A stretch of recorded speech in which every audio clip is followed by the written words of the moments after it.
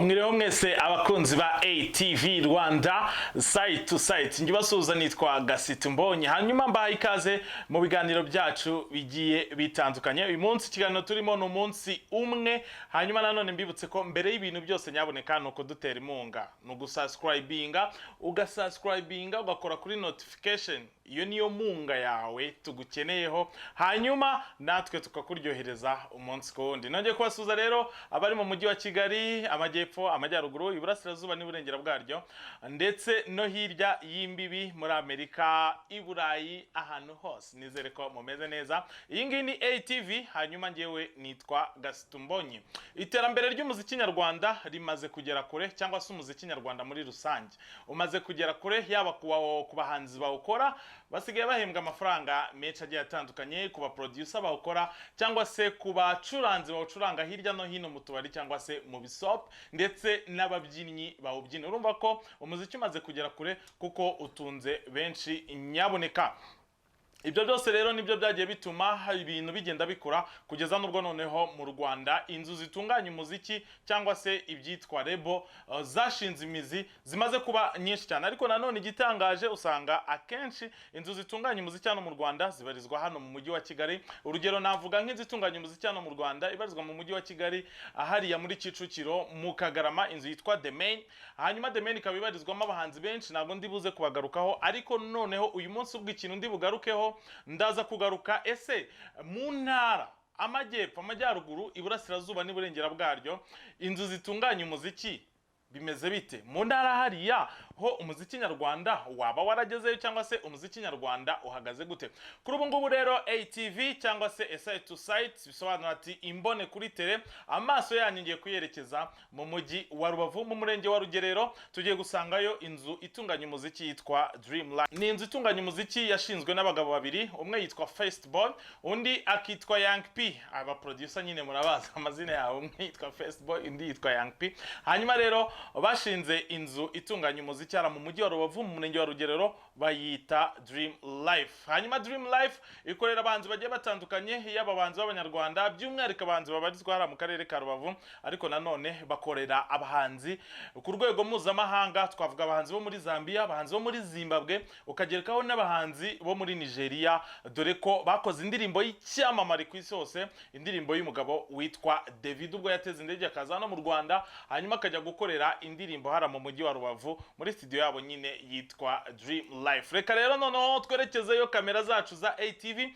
tubasure bagire byinshi batuganirizaho. Ubwo ngubo baraza kutubwira uko bagize igitekerezo cyo kuvana Rebe Kigali bakayijyana i Gisenyi, baraza kutwereka abahanzi bafite, baraza no kutubwira uburyo bahuye na Davido bakaza gukorana indirimbo. Nkwibutsa ko iyi ngiyi ni ATV Rwanda site to site, ariko nanone impunga yawe nyaboneka kugira ngo aya magambo akomeze buri munsi nkomeze kubaryohereza, nuko muntera imunga yo gukora kuri subscribe kugira ngo tubashe kubana umunsi ku wundi.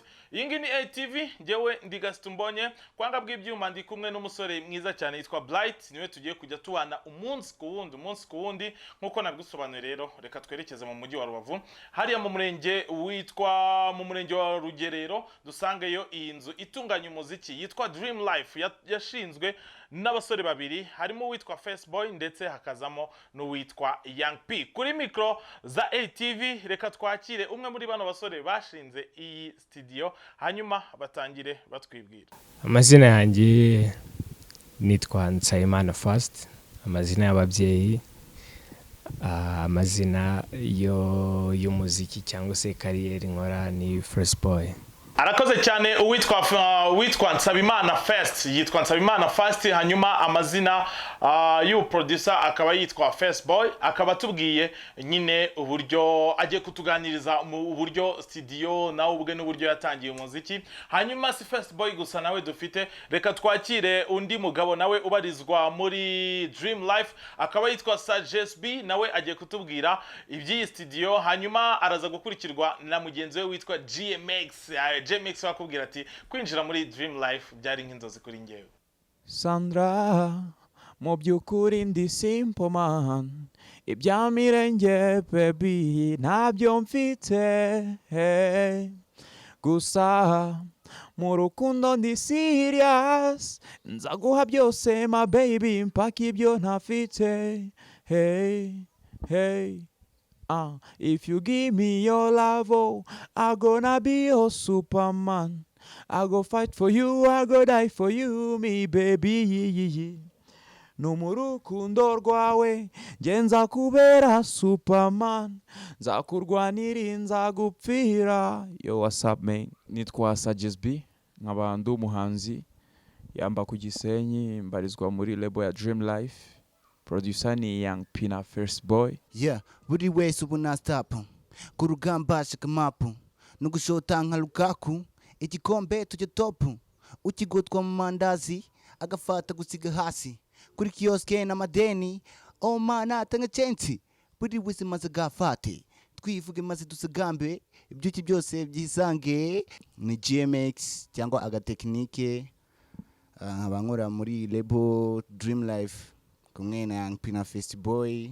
Turacyari kuri ATV, ikiganiro n'umunsi umwe. Hanyuma uyu munsi kaba twanyarukiye mu mujyi wa Rubavu mu murenge wa Rugerero, aho turi kurebera hamwe iterambere ry'umuziki nyarwanda cyangwa se iterambere ry'inzu zitunganya umuziki mu Rwanda. Turabizi ko neza hano muri Kigali zamaze gushinga imizi, ariko se mu ntara noneho bimeze bite? Turi mu nzu itunganya umuziki yitwa Dream Life guturuka hariya i Rubavu.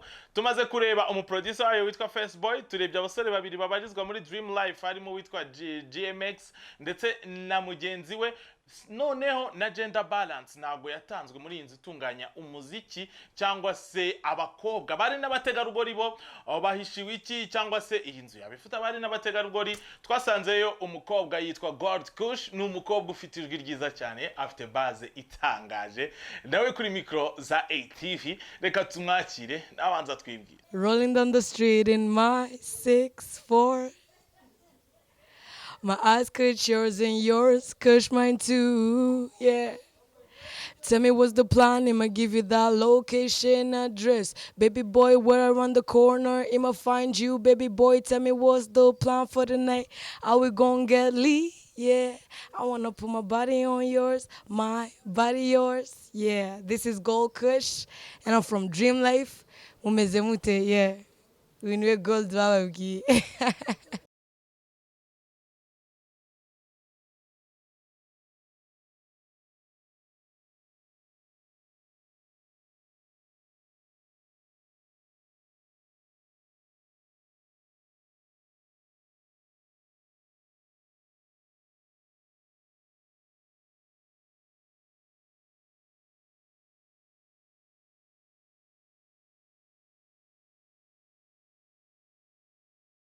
First Boy yatangiye ari umuririmbyi, uririmba muri korali, naririmbanaga na mama. Nyuma First Boy aza gukunda ibindi bintu byo gucuranga piano, so nyuma First Boy aba producer, ariko bitamubujije ko n'ubundi yari n'umuhanzi. Yes, mbere yuko mba producer nari mfite indirimbo ebyiri, gusa kuri ubu ngubu hari n'izindi ziyongereyeho. Ni ibintu by'ubuhanzi byatangiye niga mu wa kabiri, secondaire ndabyibuka, ubwo nakoresheje indirimbo kwa Junior Multi System. Yari iyo ndirimbo ya mbere nkoze, ariko kubera kwa kubona ko nari kubikora n'iki, kuko ni indirimbo yamaze igihe kirekire muri studio, nabyo bikazajya benshi intege, kandi kubona ari gucuranga ukuntu yari gucuranga nsanzwe mbibona mu rusengero babikora. So indirimbo ya kabiri naje kuyikorera, niko navuga.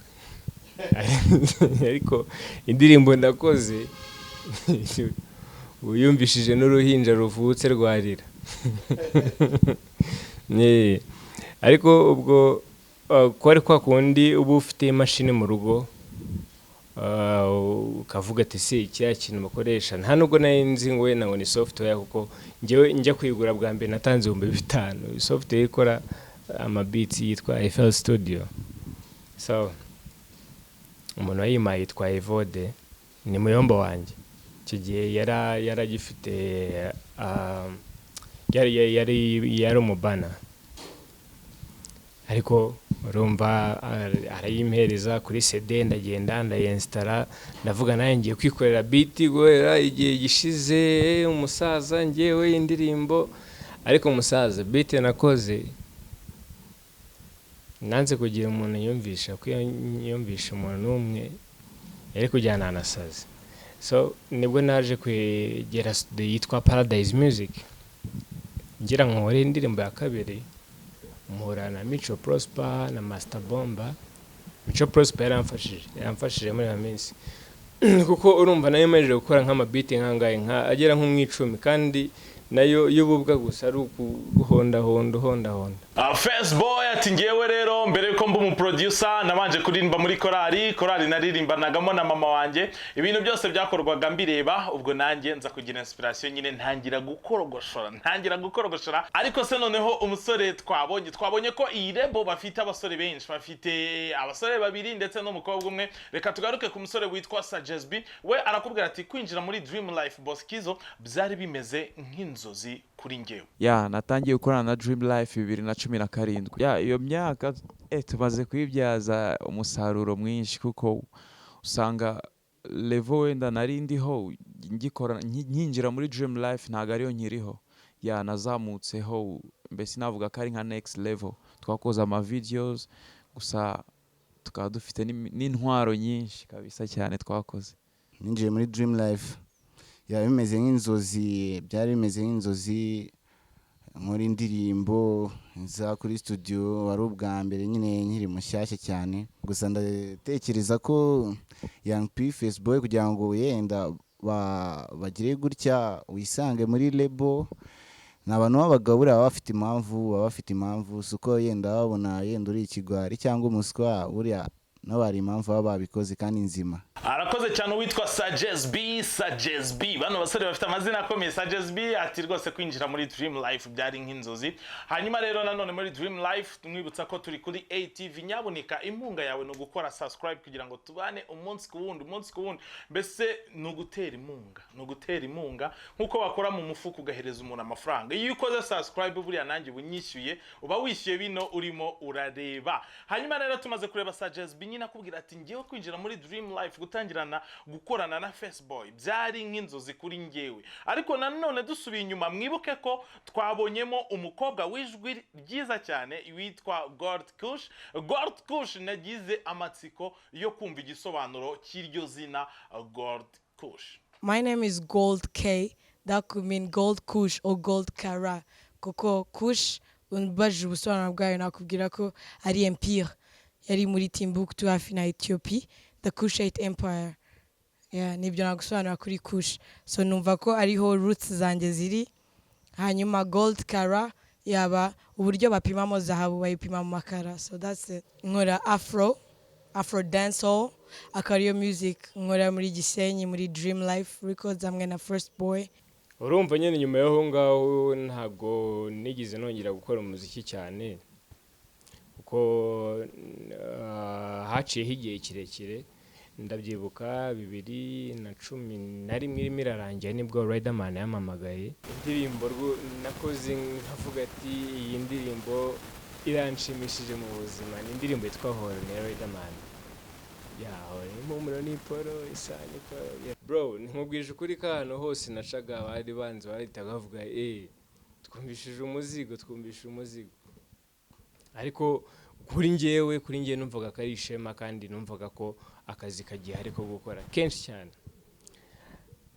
Ariko nanone nkavuga yego, iyi niyo ndirimbo nkoze ya Danje kugeza n'iyi saha, niyo CV Riderman na umuhanzi twakoranye cyane, kandi n'ubwo turacyakorana cyane ko hari ibikorwa mfite mana muri studio, nubwo ari kure y'umujyi ariko biraza ibi bigakorwa nari. Reka nongera ngushimire rero wowe turi kumwe kuri ATV, ngiye muri kumwe nitwa Gaston Mbonye. Hanyuma hanyuma nyabuneka gusubscribinga ni impunga ikomeye, niyo mpunga yonyine ndimo ndabasaba. Nka kwa kundi ujya uca mu mujyi ukabona ngo impumyi irimo irabasaba nyabuneka mumbabarire mukore subscribe kugira ngo turusheho kugenda tubana umunsi ku wundi. Uyu munsi turi kurebera hamwe iterambere ry'inzu zitunganya umuziki hano mu Rwanda, ariko by'umwihariko inzu z'umuziki zikorera mu ntara. Turi mu ntara buriya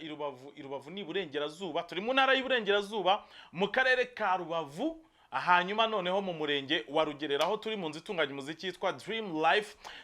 Tumaze kureba byinshi bigiye bitandukanye, ariko nanone tugaruke uko bari abahanzi babarizwa muri Dream Life babona umuziki nyarwanda. Uwitwa Sajezbi we aravuga ati umuziki nyarwanda je uko mbibona wateye imbere, ariko nanone ntabwo wateye imbere ku muvuduko nk'uwo dufite, cyangwa se ku muvuduko nk'uw'igihugu cyacu gifite mu iterambere. Hanyuma nanone uwitwa God Kush ni umukobwa wijwi rinini ryiza cyane, watubwiye ati God Kush we yumva yaraturutse muri Empire ya Timbuktu. Ako ngako twagaciyeho. We aravuga ati nanone ngiye nk'umukobwa reka mvuge ku iterambere ry'umuziki w'abakobwa hano mu Rwanda.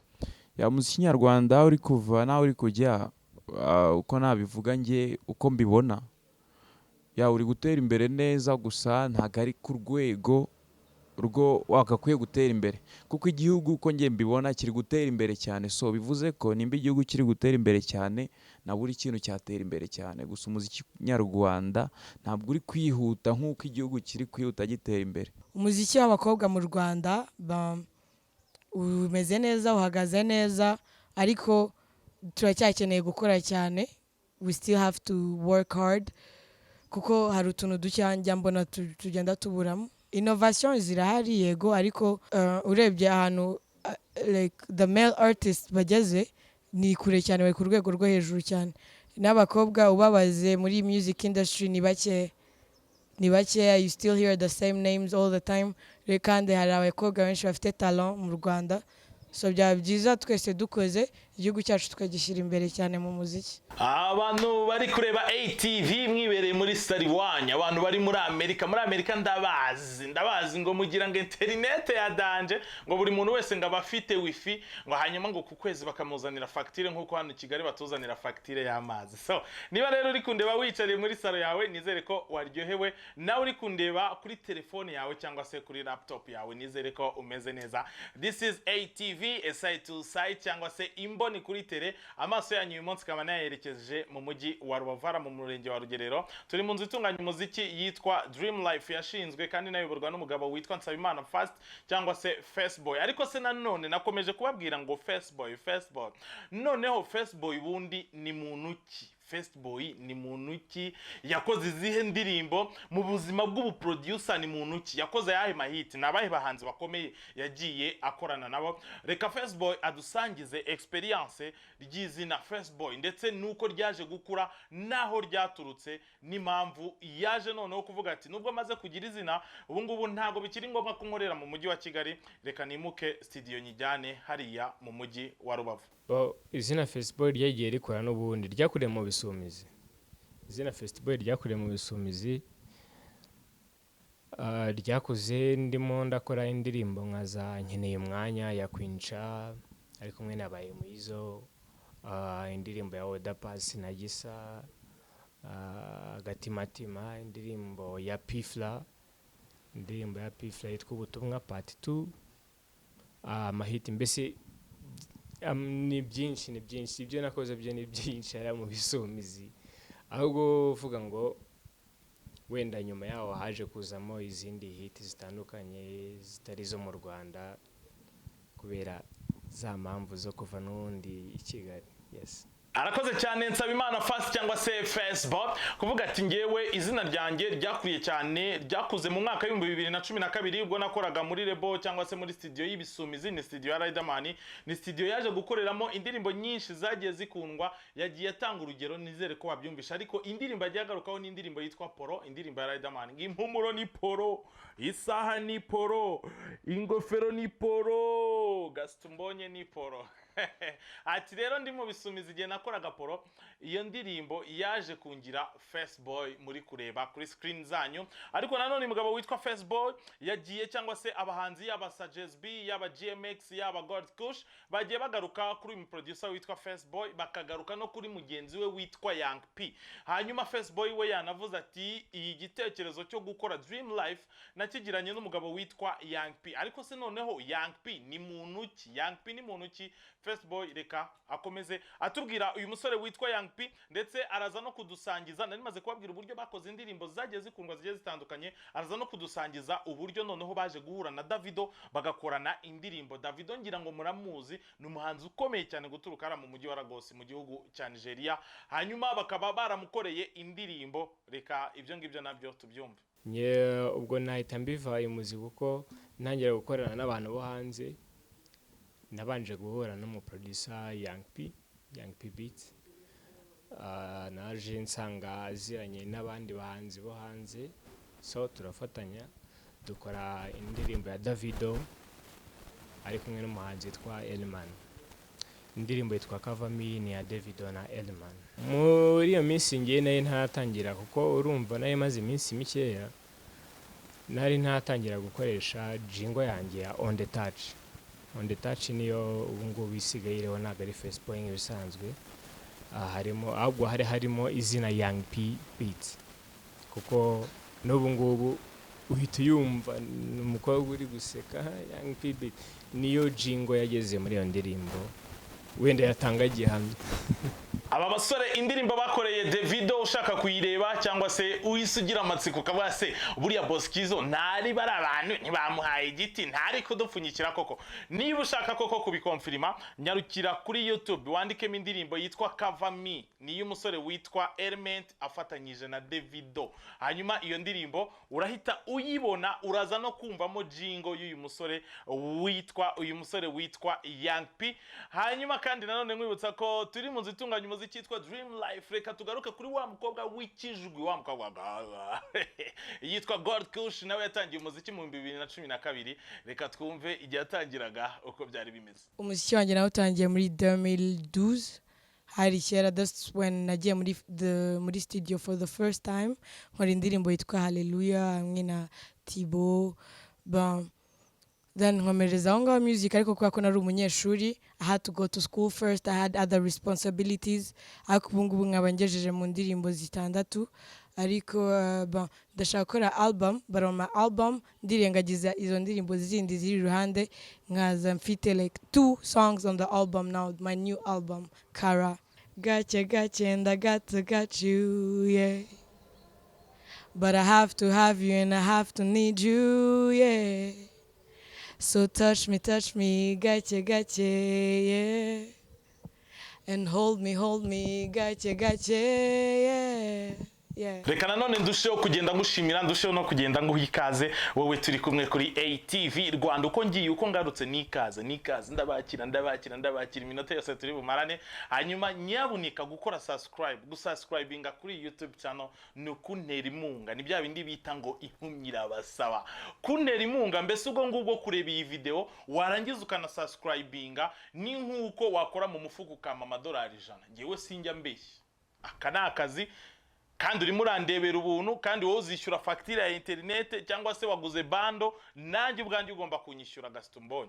Nyaboneka kora subscribe kugira ngo turusheho kugenda tubana neza kugira ngo ibintu bigende biba byiza cyane. Tugarutse ku bahanzi baboneka muri Dream Life reka dusubire kuri wa musore wambaye akabandana umusore watubwiye ngo yitwa Gatekinike. Ibaza umuntu yitwa Gatekinike afite n'indirimbo yitwa Gatekinike aririmba ngo Tekinike.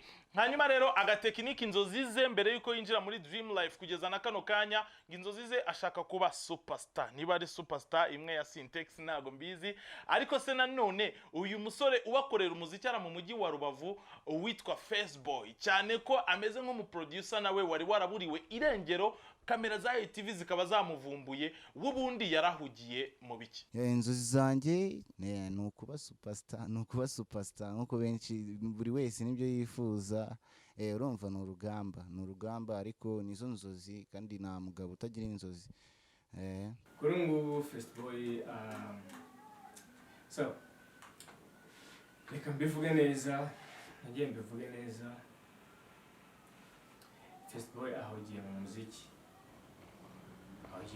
ariko ahugiye mu muziki kubw'impamvu ebyiri zonyine. Ndi kwiga mbese ndi kwiga umuziki bushyashya niko nabivuga, ariko noneho nkongera nkiga n'umuziki wacu mu Rwanda. Urumva ko maze imyaka igeze muri 4 ndimo ndiga icyo kintu cyo gukorana n'abantu bo hanze. Abo maje gukorana ni benshi cyane, benshi, ariko ikintu ubwo iyo mvuze kwiga ikintu ndimo ndiga umuziki w'abandi uko umeze, ndebe basi n'uwo mu Rwanda, twebwe aba producer iki twakora kugira ngo ube nk'uwabyibuze. Arakoze cyane witwa Nsabimana Festboy akubwira ati ngewe icyo mugiyemo muri iyi minsi nari mugiye kwiga maze iminsi ndimo ndihugura, maze iminsi niga byibura uko abo ba producer bo hanze bakora.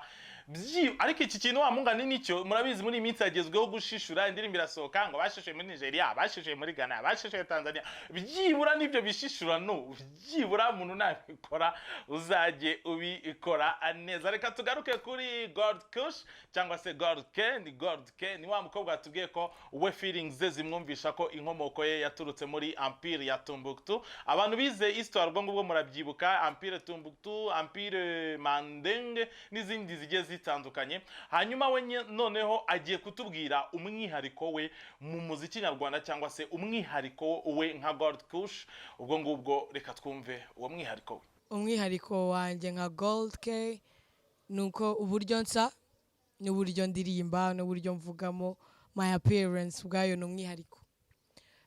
Kandi ikindi nkaba nshobora kuba naba an international artist bitewe n'indimi ngiye zigiye zitandukanye. Kwa kundi wenda dushobora like representing ibyo navugaga, have to represent Rwanda ahariho hose worldwide, ku buryo nahagera igihugu cyanjye nkagihesha ishema, atari ukuvuga ngo ndabanza bibanze binyobere binshobere. No, we have to represent Rwanda's dream life. Reka nongere ngo ikaze rero kuri ATV site imboni kuri tele. Imboni zacu uyu munsi tukaba twazerekeje hara mu mujyi wa Rubavu, tukaba turi mu nzu itunganya umuziki yitwa Dream Life. Hanyuma mwibutsa ko ushobora kutwandikira cyangwa se kuduhamagara binyuze kuri iyo nimero. Uri kubona ka nimero kariho aho ngaho kuri video. Hanyuma nanone ushobora kudukurikirana biciye kuri platform zacu zigiye zitandukanye. Kuri Instagram twitwa ATV, kuri Facebook ndetse no kuri Twitter hose twitwa ATV Rwanda. Nyamuneka niba ufite inkuru ishyushye, niba nawe ubwawe ushaka ko tukwakira kuri ATV, ushobora kudukontakta biciye kuri izo platform cyangwa se biciye kuri iyo nimero. Ariko nanone nakubwiye ko gukora subscribe ni imunga ikomeye kuri ATV, by'umwihariko kuri Gastumbonye, umugabo utunzwe nyine no kubaha amagambo no kubaha show. Ubu ngubu murimo murarya show, murimo murarya isi. Hanyuma rero nanone ese iyi Dream Life nka studio ibarizwa ara mu mujyi wa Rubavu ikeneye iki kugira ngo igere ku rwego rwa studio tumenyereye zikomeye hano mu Rwanda? Dream Life ngira ngo ni studio wenda iba Igisenyi, ariko ibyo bakora ni ibintu sinzi ukuntu nge nabinomatinga. Ugeze muri Dream Life ugira ngo wageze hese kandenga i Kigali. So nge nababwira bakomeze kudusupportinga gusa, badupushing, batwereka urukundo kuko aba producer beza turabafite. So natwe indirimbo tugerageza gukora indirimbo zabashimisha. Icyo twabasaba bo ni ugushyira imbaraga mu kudusapotinga. Nimba byari 2 bagakubaho 2, tukareba ko twageza ibi bintu ku yindi level. Turi muri Dream Life studio ikorera umuziki wayo hariya i Rubavu, cyane ko abantu benshi hano mu Rwanda bari bamenyereye ko umuziki ubarizwa hano i Kigali, umuziki ubarizwa muri The Main, umuziki ubarizwa muri Kina Music, umuziki ubarizwa muri studio zindi zigiye zikomakomeyemo hano mu Rwanda zashinze ibirindiro mu mujyi wa Kigali. Ariko nyaboneka ngewe natigisi nikorera igikapu, nikorera kamera, ngewe na Bright tugenda mu ntara zitandukanye kugira ngo tugende turushaho guteza imbere umuziki nyarwanda. Ubu ngubu tuvugana tukaba turi Rubavu muri Dream Life. Reka noneho twongere tuganirize wa muhanzi witwa Jemex, ni wandi wambaye amafime ndetse yambaye na bandana n'agapira karimo umuhondo ukuntu. Noneho we arakubwira ngo ngewe Boskizo mfite match nje gutwika Rubavu nje kuyishumika kuri flow zanjye nakwibutsa ko uyu musore afite izina ryansekeje yitwa Agatekinike. Nyuma y'Agatekinike turaza kurebera hamwe noneho wa mukobwa witwa Gold Kush, noneho we agire icyo avuga ku bakobwa bari mu muziki nyarwanda. Nimbaze ibibaye imihanda no kutifashe mu bitero biyambaye kuri dance nk'izi ngizi zamamaye n'abaryamye nimubyuke amashuka nimubike nimutinye muramfite nyita muganga wabagagaye GMX nyita rutwitsi mfite mechi na sigareti muri siri G-Siri bayenje na nk'izi zibashyira hi. Ikintu nabwira abakobwa bagenzi banjye bakora umuziki kandi bakunda, please go out there, do your thing, ube wowe, ntugire isoni, ntiwumve critique, kuko mu Rwanda sinzi abantu bakunda kugwereza ikarita ngo umuco. Sinzi umuco nimba bishatse kuvuga iki, as long as you respect yourself and you're willing to be respected by your neighbors, abaturanyi bawe cyangwa abantu musangiye urugendo cyangwa abanyagihugu bagenzi bawe, igihe cyose ufite icyubahiro, agaciro. Gold Kush aboneraho umwanya wo gushishikariza abakobwa kwitabira gukora umuziki. Niba uri umukobwa itinyuka, niba uri umukobwa uzi kuririmba, shora ijwi ryawe. Ariko nanone Gold Kush kuri we asanga bikiri ikibazo gikomeye, kuko umubare w'abahungu cyangwa abagabo, igitsina gabo gikora umuziki uracyari hejuru cyane ugereranyije n'abakobwa dufite muri showbiz nyarwanda. Dusubiye inyuma, twagiye tuganira ku musore witwa Young P. Twagarutse kuri Young P cyane. Young P nabibutsa ko uyu musore niwe wakoze indirimbo ya Davido, ni indirimbo yitwa Kavami. Iyo ndirimbo turayishyira muri description yacu kugira ngo niba ubipinga iki kiganiro nurangiza kukireba uhite ureba iyo ndirimbo yakozwe na Young P. Reka twakire Facebook atubwire ese ubundi Young P ni muntu ki? Young P batangiye gukorana ryari, bahuriye hehe kugira ngo bakorane na Davido, byaciye mu ihenzira? Young P kugeza iyi saha ni umuvandimwe wanjye, ntabwo nakubeshya. Young P ni umuntu tubana mu buzima bwa buri munsi tuba turi kumwe. So byageze aho rero twitwa na crew y'abaproducer babiri yitwa Rigo Eyes Beat. Rigo Eyes Beat yashyizweho kugira ngo tubashe gufasha abahanzi ba hano i Musanze, kuko nanjye Musanze i Rubavu, sorry, kuko twaje dusanga n'ubundi umuziki wanga wari ukomeye, ariko tuza dusanga urimo uragenda ujya gake hasi gake. Turavuga rero twazanye dukorera abo hanze, yego tukabafataho ubumenyi, then tukanakorera n'abanga i Rubavu kugira ngo byibuza bigere i Kigali ari ibintu mbese biri ku murongo, niko nabyita. Reka nongere guha ikaze rero kuri ATV Side to Side. Ngiye nitwa Gaston Mbonye, hanyuma turi mu mujyi wa Rubavu mu nzu itunganya umuziki yitwa Dream Life. Muri Dream Life twasanzemo abaproducer bagiye batandukanye. Tumaze kwakira uwitwa First Boy adusobanurira uburyo ki yahuye n'uyu musore witwa Young P, ndetse bakaza gukora n'indirimbo ya Davido. Hanyuma uko ari babiri, First Boy uteranyijeho Young P, baje gukora itsinda ryabo baryita Lego Eyes, ariko noneho headquarter yabo bahitamo kuyita Dream Life Music. Dream Life Music dukomezanye na First Boy, noneho atubwire itandukaniro riri hagati y'abahanzi bo mu Rwanda n'abahanzi mpuzamahanga, cyane ko n'umwe mu producer dufite babashije gukorera umwe mu bagabo bakomeye cyane hano muri Afrika. Itandukaniro rihari, ikintu nabashije kubona cyo buriya yo gukora business ntabwo uzivanga. Nicyo kintu nabashije kubabona, mubo ntabwo bavanga business. Iyo ari business y'umuziki ayifata nka business y'umuziki, kuko yivanze we aranabigusobanurira. Benshi niko ngiye bajya bambwira kuko kwa kundi abaproducer yatugira gutyo gatinda na projet na producer bitabaho, ariko we ahita akubwira tumva main, this is a business please. Iyo ni jambo rya mbere itakubwira, abwira iyi ni business turimo turakora, ntabwo ari bya bindi byo kuvuga ngo ni business then alcohol, business then ibindi bintu. Ubwo ni hari business yako kanya kandi.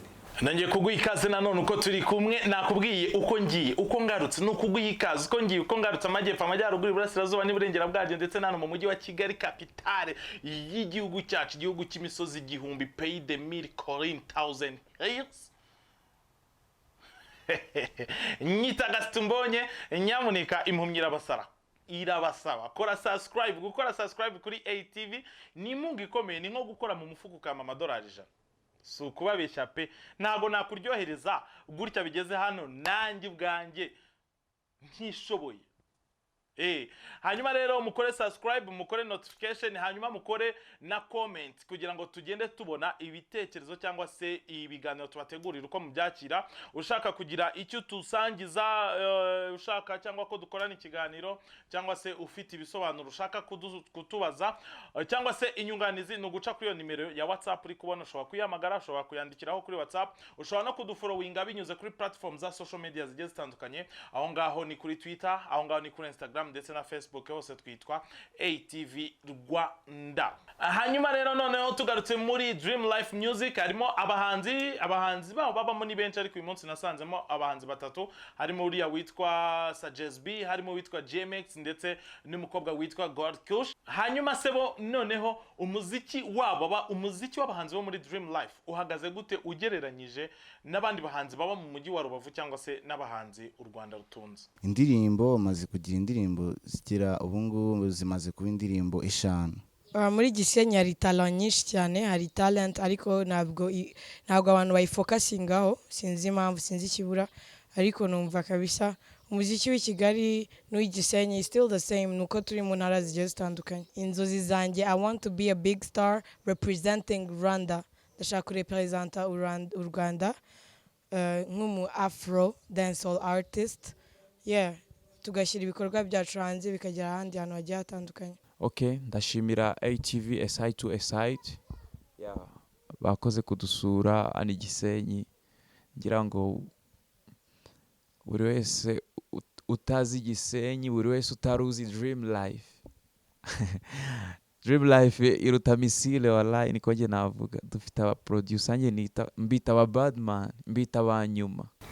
Turacyari kuri ATV SI to SI, imboni kuri tele. Amaso yanyu tukaba twayerekeje mu mujyi wa Rubavu. Amaso yanyu nzayerekeza ahantu henshi cyane hagiye hatandukanye mu bice by'u Rwanda. Wibutsa ko ikiganiro n'umunsi umwe, hanyuma umunsi umwe tukaba turi mu mujyi wa Rubavu mu nzu itunganya umuziki yitwa Dream Life. Dream Life ni inzu yashinzwe kandi yoborwa n'abagabo babiri, harimo witwa First Boy ndetse n'uwitwa Young P. Ese noneho bano bagabo bafite izihe gahunda? Nakubwiye ko banise Lego Eyes Beats, ariko noneho headquarter yabo ubo nk'aba producer babiri bitwa Lego Eyes Beats, ariko inzu bakorera mu itunganya umuziki bakaba barahisemo kwita Dream Life. Gahunda bafite ni izihe? Reka First Boy agaruke noneho adusangize kuri izo gahunda. Tureta twakira God Kush ni umukobwa umwe uboneka muri iyi lebo, ni umukobwa umwe uboneka muri Dream Life.